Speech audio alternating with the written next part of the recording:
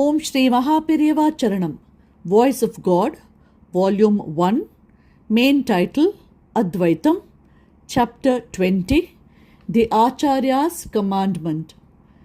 Sri Adi Shankara Bhagavatpada's important commandment to us in the Pitas, which have come down in his name, is that we should always engage in meditating on the Lord, Ishvara Dhyana, and make others also meditate. What for is this meditation on the Lord? The object is to discover that the Lord has become ourselves, or that our true nature is He Himself. How to find out what we are? If you say you do not know, it is enough to meditate on the one whom we call the Ishvara with all the auspicious qualities. Since He and we are same, He will grant us the realization of His true nature. When, thus, He and we become one, all attributes will go, and what remains will be attributeless. We send the children to school. If they do not conduct themselves properly, we say that the teacher is no good. Similarly, if you do not conduct yourself in the right way, it will mean that I, who is said to be your Guru, am no good. If one has the responsibility to keep a watch over another person and guide him on the right path, and if that person commits a wrong, the blame for that wrong will attach itself to the one who failed to guide him on the right path. The sins committed by the subjects will attach to the king, the sins of the wife to the husband, and the sins of the disciple to the Guru, the teacher, says the age-old code of morals. Generally, when there is a Guru, there will be a few disciples. A little sin committed by such disciples will attach to the Guru. If one is a Jagat Guru, that is the world teacher, how much sin will get attached to him? The entire sins of the world will become his. The only way to wipe out the sins is meditation on the Lord. It is for this reason that Bhagavatpada has ordained us, make the people take to meditation. If they do not, you meditate for them also additionally. I am trying to discharge that duty as best as I can. I try to meditate on behalf of all of you. But to the extent all of you meditate yourself, the burden on me will be less. In order to cleanse the mind, to bear the fruits of past deeds, and to refrain from committing fresh sins, everyone must meditate as much as possible. If there is a strong determination, time can always be found. If the time spent in idle chat and on newspaper comments is curtailed, time required for meditation will be definitely found, which gives permanent shreyas. Engaging in meditation should be considered the first duty in everyday life.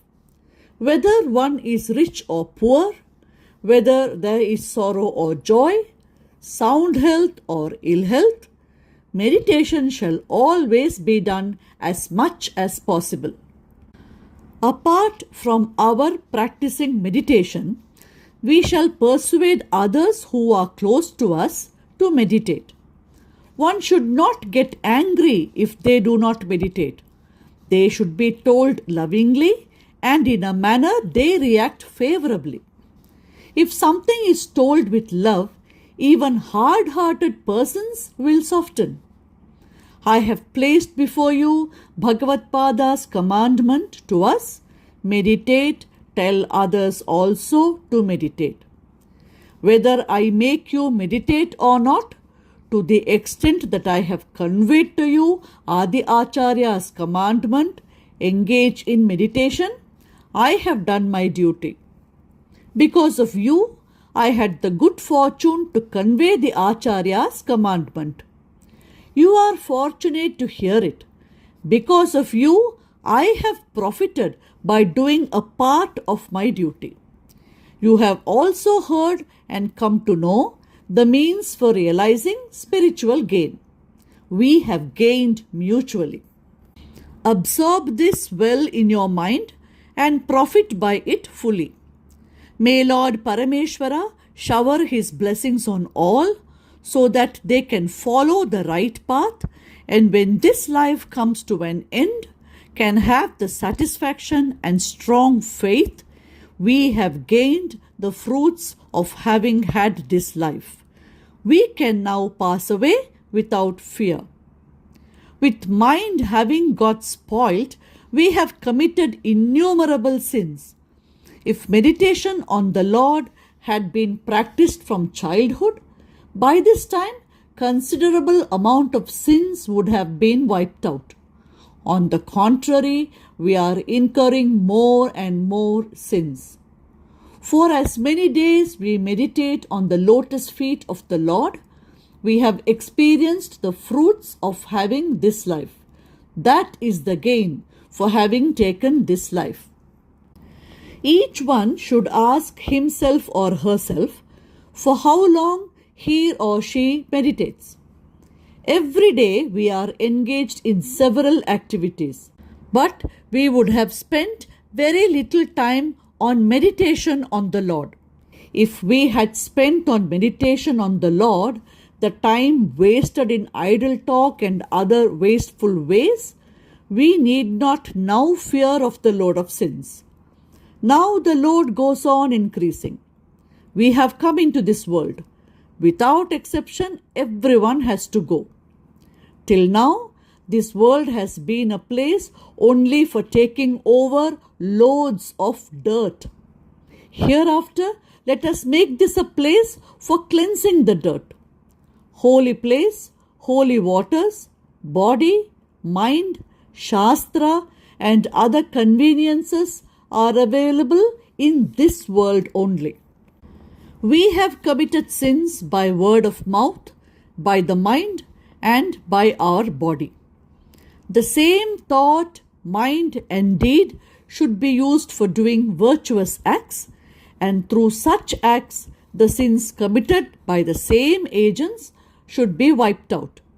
If we so manage that we can say that there is no baggage of sin when leaving this world, we fly away happily and as light as cotton. We can return to the same place from where we had started. After that, we can have continuous bliss. In Kannada, there is a saying about our Acharya, he will make even sinners a Paramatma, a great soul. Acharya has laid the steps even for one whom we call a bad soul to realize that there is nothing other than the Paramatma and attain that state. Beginning in karma, this goes through bhakti and ends in jnana. Om Sri Mahaperiyava Charanam. Jai Jai Shankara, Hara Hara Shankara.